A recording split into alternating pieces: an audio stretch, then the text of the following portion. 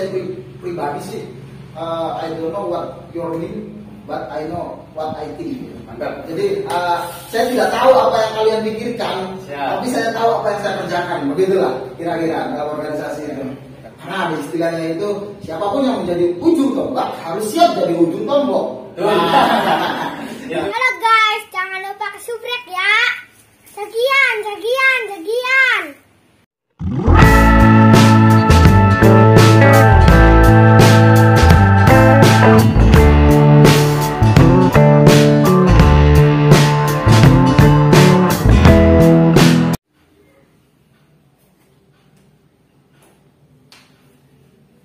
Assalamualaikum warahmatullahi wabarakatuh.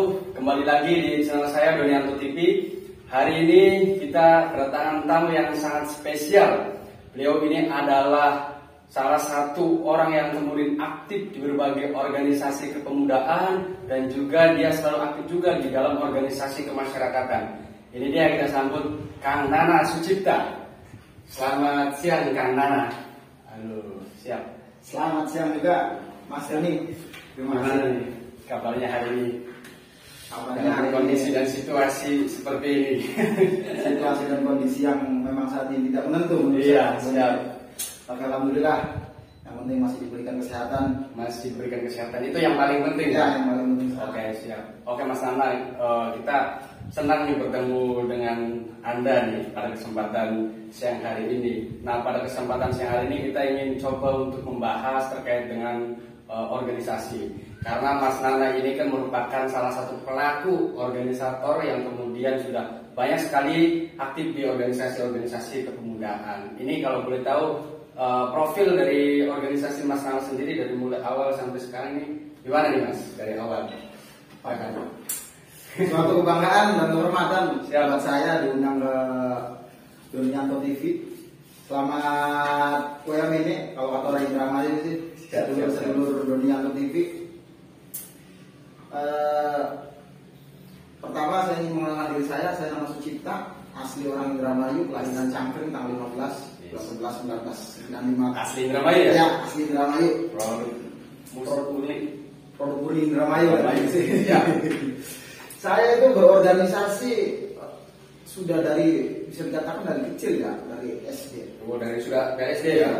Siap. Karena menurut bahasa Mbak Google itu kan organisasi itu kan sebuah perkumpulan. Betul. Waktu SD saya aktif jadi program pengibar bendera seperti itu. Kemudian lanjut ke sekolah menengah pertama, saya masuk di MTS Pucang Gigi. Siap. Waktu di MTS saya menjadi wakil ketua OSIS waktu itu. Luar biasa ini. Wakil ketua OSIS karena waktu itu saya pemilihan suara kalah. Tapi sudah menjadi calon ya. Kami sudah menjadi calon ya. Calon jadi prestasi juga ini. Iya. Mantap.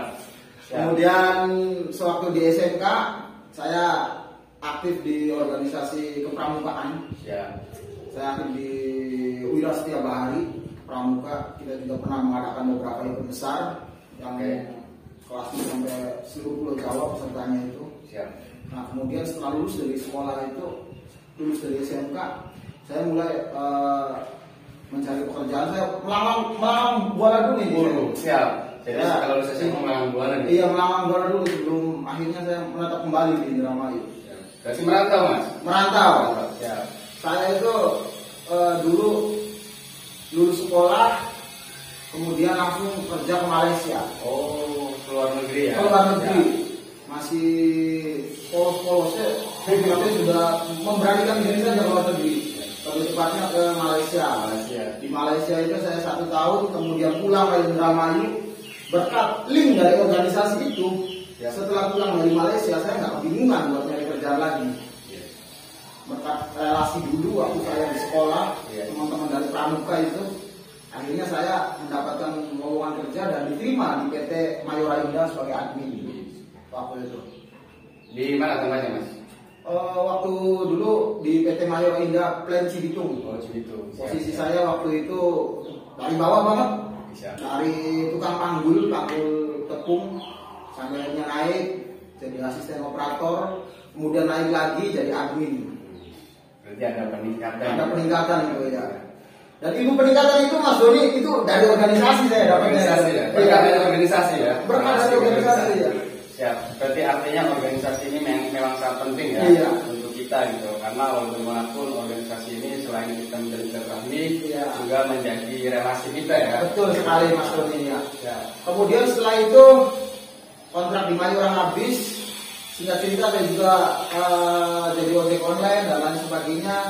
Setelah melalui sekian dinamika yang terjadi, akhirnya saya memutuskan pulang ke Indramayu.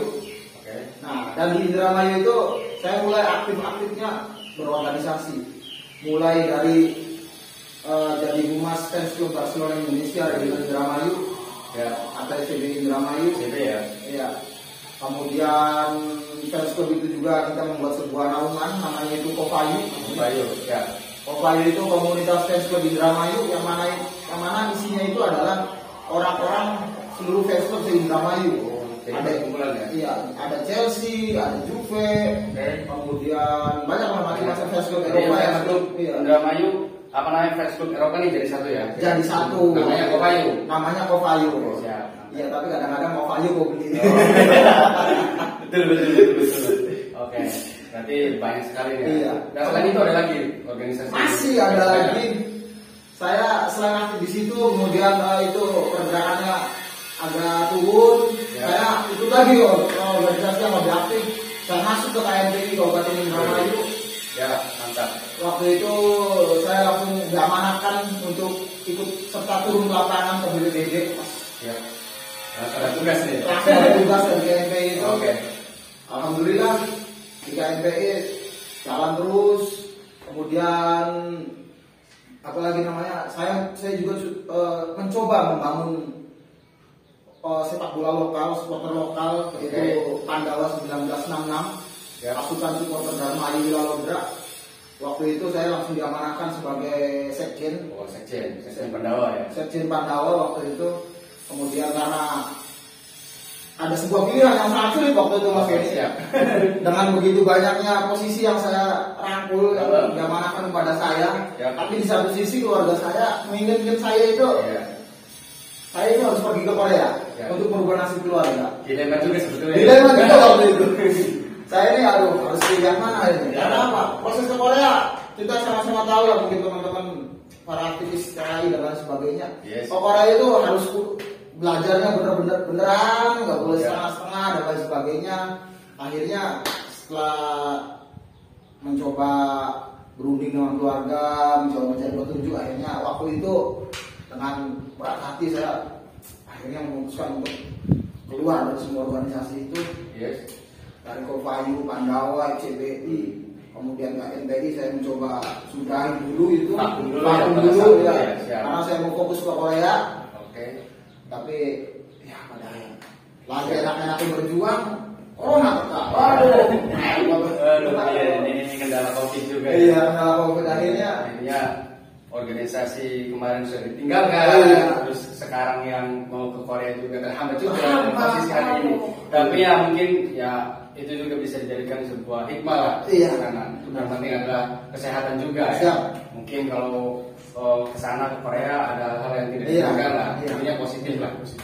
Oke, masalah ini sudah cukup lengkap sekali nih, apa namanya profil dari perjalanan organisasi Mas Ana, dari pekerjaan dan sebagainya. Tapi saya ingin mencoba untuk bagaimana spesifik terhadap organisasi Mas Ana. Siap. Karena walaupun bagaimanapun ini juga mudah-mudahan bermanfaat untuk teman-teman ya, para subscriber, karena tentu milenial ini atau pemuda ini harus apa namanya five lah, dan juga berorganisasi ini merupakan salah satu alternatif untuk bagaimana kita menjalin relasi ya. setuju. Ya. Setuju.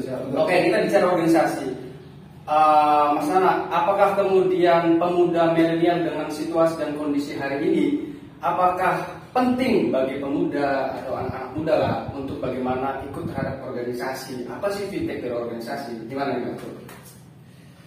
Kalau kita melihat situasi dan kondisi saat ini yang terjadi di luar negeri, khususnya di Indramayu, tadi bahasnya kan penting atau tidak pemuda milenial. Iya. Menurut saya untuk saat ini itu sangat penting. Sangat penting ya. Kalau dulu itu penting sekali. Penting sekali. Iya. Kalau sekarang itu pemuda itu penting, dan menurut saya itu ada kewajiban ikut berorganisasi. Ya. Dan organisasi itu tidak perlu dengan sebuah perkumpulan yang besar. Tidak. Organisasi itu dimulai dari yang tingkat desa. Yes. Kalau memang kita relasi ke atas wilayah kabupaten belum ada. Siap. Contohnya kita masuk ke Karang Taruna. Saya sebetulnya prihatin. Gimana? Karena apa? Karena jangankan di desa-desa lain, di desa saya sendiri pun Kadang prihatin ya. Situasi ya. Saya sekarang sedang mencoba membangkitkan itu, bagaimana caranya pemuda itu bangkit. Karena apa? Pemuda itu sangat penting dan diwajibkan untuk berorganisasi. Karena dari situ kita dapat segalanya. Ya. Dapat segalanya itu bukan benefit ekonomi dan lain sebagainya. Dari situ kita bisa kenal orang-orang penting, kita bisa ketemu teman baru, kita bisa dapat relasi kerja dan lain sebagainya. Banyak hal lah ya. Banyak Kita hal bisa dari organisasi ya. Iya. Makanya kenapa kemudian perlu dan pentingnya organisasi untuk generasi milenial. Betul sekali Mas Tony. Siap. Nah ini kan bicara organisasi ya, karena organisasi itu sangat penting dan juga saya melihat bahwa dalam organisasi itu banyak sekali juga orang-orang yang kemudian terlahir dalam rahim organisasi sehingga kemudian mereka menjadi pemimpin dan bahkan mereka diapresiasi oleh orang banyak gitu. Itu terlahir dari organisasi. Betul. Nah yang menjadi pertanyaan adalah apakah kemudian menjadi seorang pemimpin itu harus aktif di organisasi? Apakah tidak harus juga aktif di organisasi? Ini seperti apa Mas? Itu pertanyaan sangat bagus itu. Seorang pemimpin harus berorganisasi atau tidak? Menurut saya pribadi, Ya. kalau tingkatannya mohon maaf, Ya. kalau tingkatannya kita hanya ingin menjadi pimpinan di instansi, misalnya kita kan jadi PNS dan sebagainya, mungkin itu organisasi itu belum begitu berpengaruh, ya hanya sedikit berpengaruh. Tapi kalau kita ingin lebih maju, kita ingin menjadi seorang pemimpin negeri, contohnya ada Presiden kita Pak Jokowi. Jokowi ya. Pak Jokowi itu boleh dilihat latar belakangnya itu orang organisasi. Dilihat lagi dari Ketua Umum PKB Pak Muhaimin Iskandar, orang organisasi. Pak Airlangga, hampir semua pucuk pimpinan negeri kita, mereka adalah organisator terbaik di negeri ini. Siap. Berarti artinya perlu sekali ya. Sangat perlu. Menjadi seorang pemimpin. Betul sekali. Ya. Gimana nih? Ada lagi? Kemudian apa ya? Sejauh ini kita juga harus bangga kita di Indonesia itu punya organisasi terbesar, bisa dikatakan terbesar di Indonesia. Kita punya yang namanya Nahdlatul Ulama. Nahdlatul Ulama, betul. Yang kita sama-sama tahu jumlah followernya itu hampir 94 juta orang. Mantap ya. Itu terbesar di dunia. Organisasi terbesar di dunia, bahkan bukan di Indonesia lagi. Bukan di Indonesia saja, sudah ke dunia. Ke dunia. Mantap. Oke. Nah ini Mas, mengenai bicara organisasi. Oke lah, seorang pemimpin itu kemudian banyak terlahir dari sebuah organisasi ya. Betul. Terlahir dari organisasi. Tetapi kita melihat bahwa organisasi itu di dalamnya tidak kemudian kita adu main saja. Banyak sekali hal-hal yang kemudian terjadi di dalam organisasi. Bahkan dalam tubuh organisasi internal sendiri banyak sekali hal-hal yang kemudian tidak kita inginkan. Iya, Seperti konflik lah. Iya. Nah ini kan sejauh pengalaman saya juga ketika ikut organisasi, banyak sekali konflik-konflik yang kita hadapi dalam organisasi. Apalagi persoalan perebutan kekuasaan. Betul. Ya. Nah ini bagaimana sih cara untuk bagaimana kita meredupkan konflik-konflik yang ada di internal, dan jangan sampai ketika konflik itu jangan sampai kemudian ya mungkin ada yang dirugikan lah, tapi jangan sampai kita istilahnya kasar dan sebagainya lah. Bagaimana cara untuk meminimalisir konflik-konflik yang ada di internal lah, internal organisasi ya. Ya. Itu pertanyaannya sangat mendalam ya. Yes. Itu sudah ke rumah tangga ya. Iya, siap.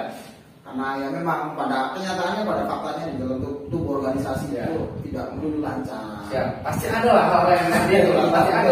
Saya yakin semua organisasi pasti seperti itu. Pasti punya. Tapi itu merupakan dinamika yang terjadi untuk menjadi kita lebih dewasa. Ya, tapi indahnya di situ gitu. Indahnya di situ. Iya. Iya, pengalamannya nanti Iya. ketika kita sudah banyak konflik dan sebagainya mungkin menjadi pengalaman juga. Nah, ya sekarang pertanyaannya bagaimana kita meredam dan bisa Nah, mengkondisikan itu semua. Ya, betul. Yang pertama kita pribadinya harus punya pemikiran yang dewasa. Idealisme kita juga harus sedikit disingkirkan ketika memang ada kepentingan yang lebih penting gitu. Betul. Intinya kita harus berbesar hati menerima keputusan yang diambil oleh ketua organisasi. Kemudian dari ketua organisasinya juga tidak boleh istilahnya berat sebelah kemudian salah satu orang. Itu kuncinya. Intinya siapapun yang menjadi ketua organisasi, ketika organisasi yang pengen maju, mau nggak mau harus merangkul semuanya. Harus merangkul semua ya. Iya. Kemudian yang namanya organisasi, kalau bahasanya orang Jawa, ya. Ketika kita berorganisasi dan kita menjadi ketua, siap-siap untuk berkorban gitu. Berkorban lah ya. Karena ada istilahnya itu, siapapun yang menjadi ujung tombak harus siap dari ujung tombak. Itu istilah-istilah yang kemudian ada di organisasi. Iya, siapapun yang menjadi ujung tombak harus siap jadi ujung tombak. Karena nonsen organisasi itu berjalan tanpa adanya benefit atau tanpa adanya uang, gitu. Sehingga kita masukkan saja uang. Artinya organisasi itu tidak akan jalan kalau tidak ada uang. Uangnya itu tidak harus berbentuk uang, bisa menjadi barang, bisa menjadi invest dan lain sebagainya. Tapi intinya dari situ organisasi bisa terus berjalan dan dari situ perselisihan dan lain sebagainya bisa diatasi pula. Bisa diatasi pula. Iya. Siap, oke. Tapi ini Mas, kita melihat juga banyak nih misal kita bicara level nasional lah. Iya. Bicara level nasional lah. Misalkan kita kan di pucuk pimpinan partai atau bahkan organisasi-organisasi kemasyarakatan. Iya. Itu ada yang kemudian menjadi dualisme, Iya. kepemimpinan. Iya. Itu ya merupakan sebuah dinamika yang terjadi dalam sebuah organisasi. Iya. Nah ini apakah dualisme kepemimpinan ini efektif atau seperti apa sih tanggapan Mas Nana? Apakah harus ada yang mengalah juga? Apa seperti apa nih? Karena kalau untuk level nasional saya juga belum Karena ke situ karena ya. posisinya ini juga bukan kita contoh level nasional ya, tapi di daerah juga banyak juga ya. Banyak juga yang menjadi seperti itu Mas Dodi Iya. ya. Kita sekarang coba lihat kalau level nasional kemarin yang hangat-hangatnya itu dualisme Partai Demokrat. Partai Demokrat Ya, ya. kita mencoba mengamati itu lah. Yes. Mohon izin Pak kader Demokrat semuanya. Ya. Itu dualisme yang terjadi di situ. Di satu sisi menurut saya itu menguntungkan. Di sisi lain itu juga merugikan. Bagi Partai Demokrat. Bagi Partai Demokrat sendiri. Ya. Karena apa? Dengan adanya dualisme itu, media nasional hampir semuanya menyoroti dualisme Partai Demokrat. Ya. Waktu itu yang mengakibatkan tingkat pengenalan Partai Demokrat ke masyarakat itu terus naik dan diikuti juga dengan tingkat elektabilitas dari Partai Demokrat itu. Siap. Namun di sisi lain yang merugikannya itu adalah kenapa gitu partai yang 10 tahun berkuasa bisa terjadi dualisme seperti itu. Ada kubu Pak AHY, kemudian ada kubu Pak Muldoko. Nggak tahu saya ceritanya seperti apa. Perkembangannya ya. Perkembangannya seperti apa, tapi yang sangat disayangkan begitu. Siap. Partai yang sudah 10 tahun berkuasa tapi harus terjadi hal sedemikian rupa. Ya, itu adalah bagian konflik Iya. dari Partai Demokrat ya. Jadi ada untungnya, ada ruginya juga ya. Ada ruginya, ada positif, ada negatifnya. Betul sekali. Tapi ya sekarang kemarin itu berita yang beredar itu kan sudah mulai redup juga. Sudah mulai redup. Kemarin juga diputuskan dari Kementerian Hukum dan HAM Iya. bahwa ya katanya ya Partai Demokrat yang kemudian memenangkan. Cuma kita belum tahu lah barangkali dan sebagainya. Partai Demokrat kubu AHY Iya, bahaya lah. Karena kita belum tahu. Tapi sekarang katanya Pak Muldoko katanya mau banding juga itu. Kita belum tahu ya, belum selesai juga ya. Mudah-mudahan selesai lah. Ya kita nikmati saja lah. Itu buah dari organisasi Ya, ya. betul ya, itu bisa kita ambil pelajaran dari apa yang terjadi hari ini. Itu yang paling penting Mas ya. Iya. Oke, siap. Jadi menurut saya itu juga bukan hanya terjadi di Partai Demokrat yang Iya. 10 tahun berkuasa. Banyak juga kan, Banyak juga. PKB dan Dulu juga PKB sempat seperti itu kan. Iya, seperti itu. Kemudian Golkar juga. Golkar juga Kita, sama. ya, Dengan kita ingat pemilihan bupati Kabupaten Indramayu tahun 2000 berapa itu pas waktu Ya. Ibu anak nyalon jadi nyalon jadi bupati.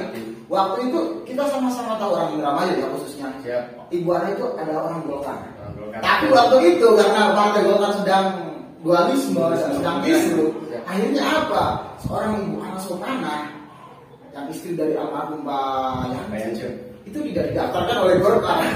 Bahkan didaftarkan oleh partai lain ya. Didaftarkan oleh partai lain. Diusung oleh partai lain waktu itu. Golkarnya tidak bisa main waktu itu. Kan ya itu tonton yang sangat menarik. Ya, itulah dinamika ya. Dinamika yang terjadi. Jadi bisa saja hal-hal kecil juga bisa terjadi. Betul sekali. Ya, betul. Oke, siap. Nah ini juga Mas, mengenai organisasi. Nah, apakah kemudian tingkat keberhasilan seseorang dalam berorganisasi itu apakah harus menjadi pemimpin ataukah ikut kontestasi dan lain sebagainya? Apakah tidak perlu seperti itu? Cara pandang kita untuk bagaimana melihat seseorang ini berhasil dalam organisasi itu seperti apa sih? Apakah harus menjadi seorang pemimpin?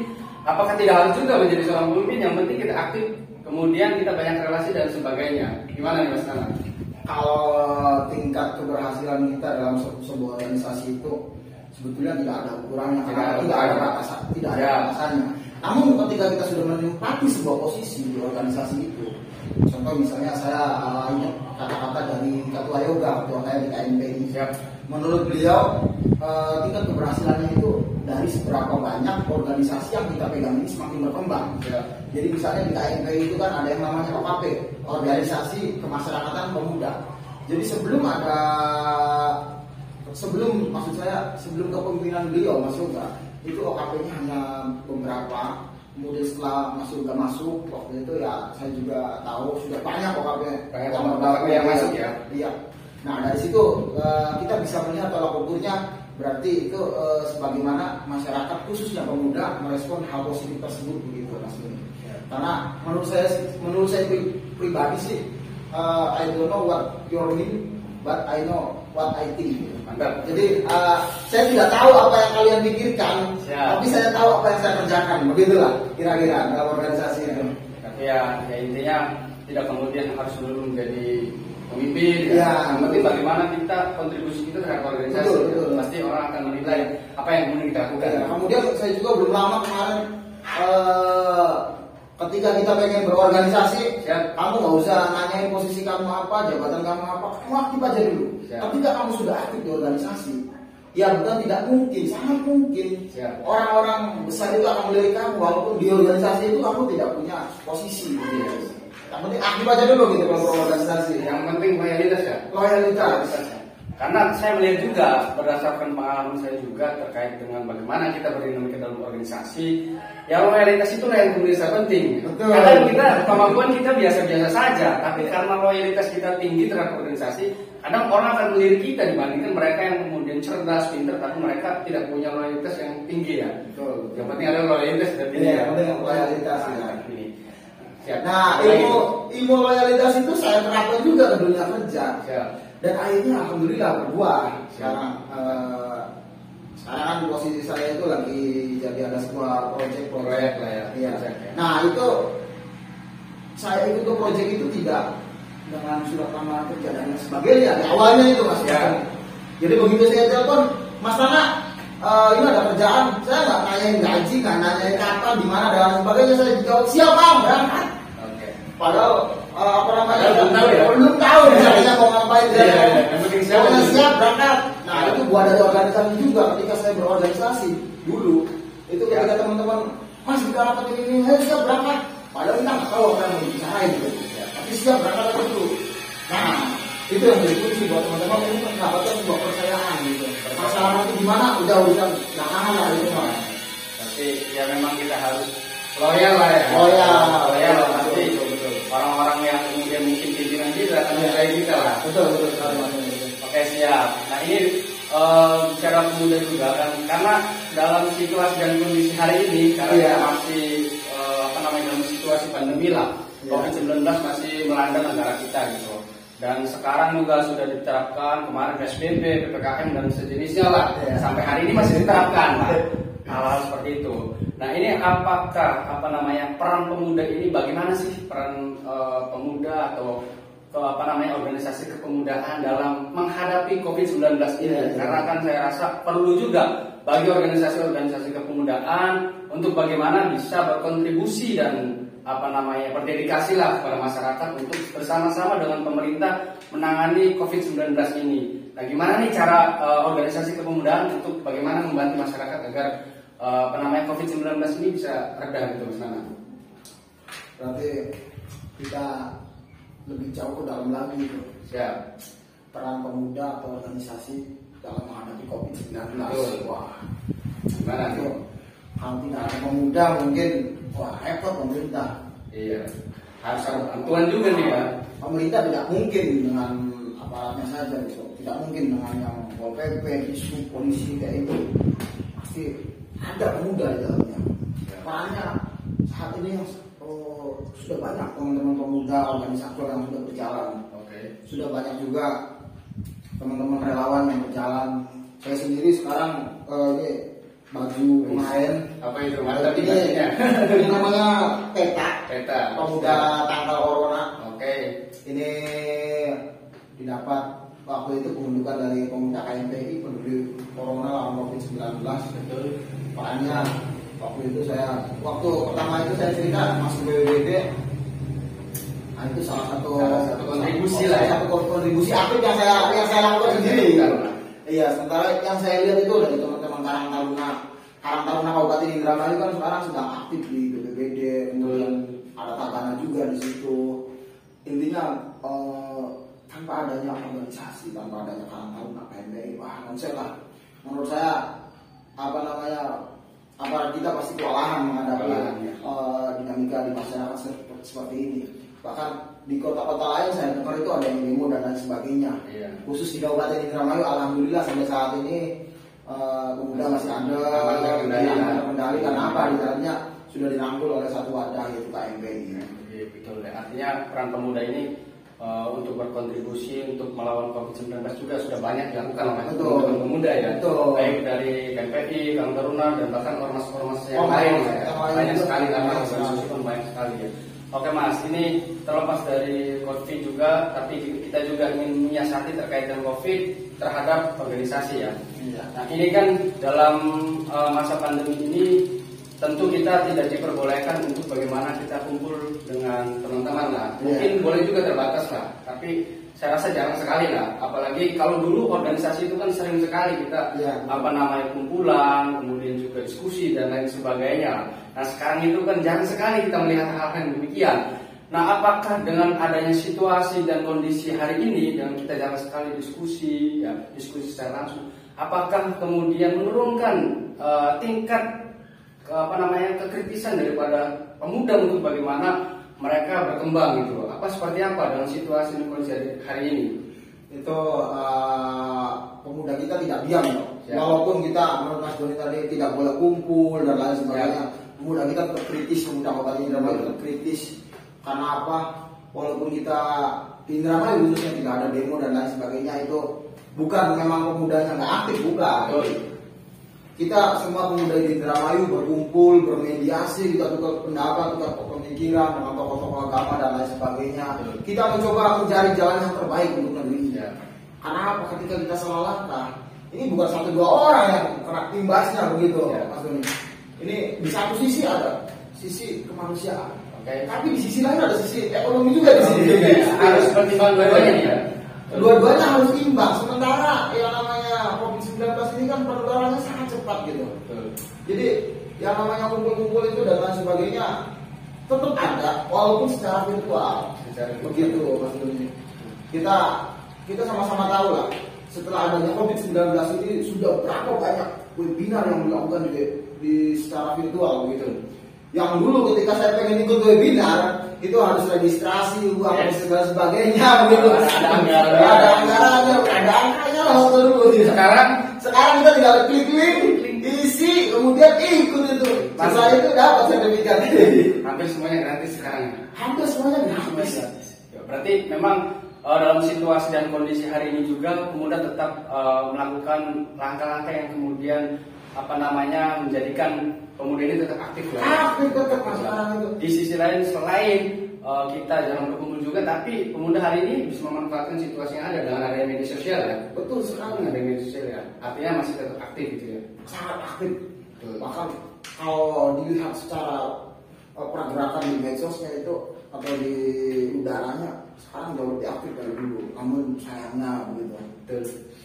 Di satu sisi pemudanya menggerakkan, di sisi lain banyak juga oknum yang selalu memojokkan pemerintah dan lain sebagainya begitu.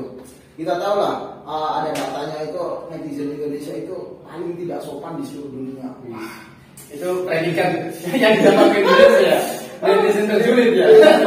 Padahal Mas Doni tahu lah, Indonesia itu kalau sekarang di dunia nyata, Indonesia itu negara paling sopan gitu. Paling sopan. Iya, tapi di dunia nyatanya gitu loh. Nah, Di dunia nyata paling sopan, tapi di dunia maya di dunia maya paling barbar gitu. paling barbar ya. Wah. Karena netizen Indonesia itu hebat sekali ya. Iya. Itu kan dari kenapa demikian, karena banyak juga netizen kita yang punya organisasi dan lain sebagainya. Bahkan ada yang ikut organisasi tapi ikut-ikutan gitu. Ya. Jadi disuruh AB tidak ada penyaringan dan sebagainya, aduh aja gitu. Kadang-kadang seperti itu ya. Artinya kan harus ada pemahaman ya. Betul. Apa namanya, di organisasi itu ya harus jelas juga lah langkah kedepannya seperti apa. Jangan sampai hanya ikut-ikutan organisasi, kemudian dimobilisasi oleh sekelompok orang untuk berbuat yang tidak baik, mereka nurut. Iya, untuk kepentingan tertentu. Artinya harus bisa memilah lah mana yang terbaik gitu loh. Betul. Oke. Kita tahu contoh, saya contoh di DKI. Waktu itu kita ngomong politik nih. Siap. Waktu itu pada masanya Pak Ahok saat masih menjabat, itu kan di awal-awal sebelum ada kasus Al-Qaeda ayat 51, Ahok itu menurut masyarakat yang lain dia itu gubernur setengah dewa. Kita menurut survei ya. Survei. Namun pada saat memasuki masa kampanye dan lain sebagainya, itu terjadi pembilangan sebuah kata di dalam sebuah pidato dari Pak Ahok. Akhirnya memicu amarah di seluruh negeri yang mengakibatkan waktu itu hampir-hampir aja itu pasti. Situasinya sudah apa ya? Itu mengkhawatirkan lah ya. Itu Jakarta hampir koyak waktu itu. Namun ya masih untung masih ada NU. Ya. Menurut saya masih ada NU, masih ada orang-orang menahan dan sebagainya. Itu kan dari situ kita ambil sebuah contohnya jadi gini. Waktu itu kita tahu lah, untuk sekarang Pak Anies ikut demo dan lain sebagainya. Dan sekarang ya menurut saya pribadi loh ya. Menurut saya pribadi ya. Iya. Secara Pandangan pribadi, Pak Anies kerjanya apa sih? Ngecat jalan buat itu, wah. Menurut saya ini buah dari politik yang tidak sehat jadi seperti ini. Itu menurut saya. Menurut pandangan saya. Iya. Padahal kan pada saat kontestasi itu, pada saat putaran pertama Ahok sudah menang ya. Iya, betul. Sudah menang, tapi karena ada kurang isu. Ya, seperti itulah. Akhirnya kan ada putaran kedua kan. Betul. Kan. Akhirnya Pak Anies yang kemudian memenangkan kontestasi di pilkada. Oke, siap. Nah ini kita bicara kembali lagi soal. Tapi sebentar, Mas Dodi ya. Mas Pak Anies juga ada bagusnya. Pasti lah. Setiap pemimpin mungkin ada bagusnya. Iya. Nanti saya dibully lagi sama Jakarta. Saya ikutan karga apa karga? Ya pastilah ada sisi baik ada sisi negatif. Banyak juga Pak Anies itu orang baik. Ya. Betul. Oke. Nah ini untuk organisasi sendiri ya. Karena hari ini juga banyak kita melihat pemimpin-pemimpin di negeri ini bahkan sudah tingkatan level nasional ya. Yang kemudian mereka ini aktif di dalam dunia organisasi, bahkan menjadi pucuk pimpinan dari sebuah organisasi. Kita contoh lah seperti Ansor ya, kemudian juga ada PMI ya. Ini kan pucuk pimpinannya sekarang kemudian dibutuhkan oleh pemerintah, ditarik oleh pemerintah untuk menjadi seorang menteri agama. Kemudian juga ada stafsus milenial. Itu kan artinya organisasi itu kan berarti memang pemerintah juga melihat track record dari organisasi. Ketika memang mereka memimpin dengan baik, pasti dibutuhkan untuk pemerintah untuk berkontribusi kepada negara. Itu yang kemudian dibutuhkan kita berorganisasi. Apakah kemudian memang hal itu sangat penting atau gimana ya Mas? Kalau menanggapi itu, ya kita tidak munafik kan. Kalau saya pribadi, tujuan saya untuk masuk ke dunia organisasi dan lebih dalam, lebih loyal dan lain sebagainya itu, salah satu tujuannya itu bagaimana caranya saya itu bisa mengenal orang-orang penting. Ketika saya butuh keperluan apa, kita bisa istilahnya nitip dan lain sebagainya begitu. Dan itu menurut saya bisa sah-sah saja. Iya. Bagaimana Pak Menteri Agama dari Komandan Banser itu sah-sah saja gitu. Dan itu efek dominonya menurut saya apa ya? Istilahnya seharusnya menjadi pemicu semangat buat pemuda gitu. Menjadi semangat ya. Iya, semangat ya. Semangat. Karena menurut saya pribadi melihatnya sangat miris gitu. Anak muda sekarang kebanyakan pada main gadget yang menurut saya Faedahnya banyak sisi negatifnya ya. betul Tapi sekali. memang ada positif, tapi hampir mayoritas Negatif. ini negatif ya. Begitu, bahkan sudah banyak ada yang sampai gila gara-gara main game jadi ya. HP ya. Gara-gara Tinggal kita bagaimana sebagai seorang pemuda juga harus bisa memberikan pemahaman juga Iya. ya pada mungkin ada kita yang kemudian hari ini berkembang untuk menjadi apa namanya seorang pemuda dan sebagainya lah. Betul. Oke, siap. Nah ini juga apa sih harapan Mas Nana untuk pemuda milenial untuk ke depan agar mereka mungkin lebih aktif di organisasi sehingga mereka ini bisa menilai sesuatu itu bukan berdasarkan tekstual tapi kontekstual. Ini harapannya seperti apa nih untuk teman-teman anak-anak muda kita? Ya. Kita diminum dulu lah ya. Siap, silakan. Terlalu semangat ini dari Mantap nih. pokoknya kalau saya udah ngomong organisasi apa aja Silakan. gitu. Siap. Karena ini organisasi penting mas. Organisasi sangat penting ya, sangat penting sekali karena ketika kita bicara organisasi maka banyak hal yang kemudian kita dapatkan lah. Khususnya ketika kita nanti sudah terjun di masyarakat. Harapan saya untuk pemuda Siap. di Indramayu khususnya, harapannya semoga dengan adanya COVID-19 sekarang itu ada perubahan di pemuda. Betul. Tidak melulu memikirkan kerjanya kan ada jadi terapi dan sebagainya. Menurut saya setelah adanya COVID ini saya berharap pola pikir pemuda itu berubah. Pemuda kita bisa lebih aktif di desa, sungguh-sungguh aktif masuk lagi ke kabupaten untuk membangun, untuk mencegah, untuk mengatasi keadaan sekarang. Betul. Karena apa? Tanpa adanya pemuda kita bisa apa? Begitu. Oke, berarti memang peran pemuda ini sangat penting sekali. Ya. Oke, mantap nih Mas Ana. Kita sudah banyak bicara mengenai pemuda, mengenai organisasi, banyak sekali yang kita bicarakan pada kesempatan hari ini. Ya, mudah-mudahan ini bisa bermanfaat bagi teman-teman, khususnya pemuda-pemuda milenial, agar bisa menjadi sebuah motivasi juga untuk teman-teman pemuda, agar teman-teman ini, ya ayolah kita aktif di organisasi, lalu kemudian kita sama-sama berkontribusi terhadap bangsa dan negara. Itu yang sangat penting sekali. Ya. Oke Mas Nana, untuk terakhir barangkali ada closing statement dari Mas Nana, silakan. Apa nih closing statement? Closing statement dari saya, banggalah jadi pemuda Indonesia. Terima kasih. Oke. Terima kasih Mas Nana atas perbincangannya hari ini. Mudah-mudahan bisa bermanfaat untuk teman-teman subscriber, teman-teman pemuda milenial, dan jangan lupa bagi teman-teman yang menonton video ini yang belum subscribe, silahkan subscribe channel ini, dukung terus channel ini. Ya, dukung terus channel Dolianto TV, like, subscribe, and comment. Wih, mantap. Oke, terima kasih Mas Nana atas perbincangannya pada kesempatan siang hari ini. Oke, terima kasih Mas. Siap. Lagi maksudnya. Siap. Oke, terima kasih guys atas perbincangannya pada kesempatan siang hari ini. Kita akhiri saja. Assalamualaikum warahmatullahi wabarakatuh.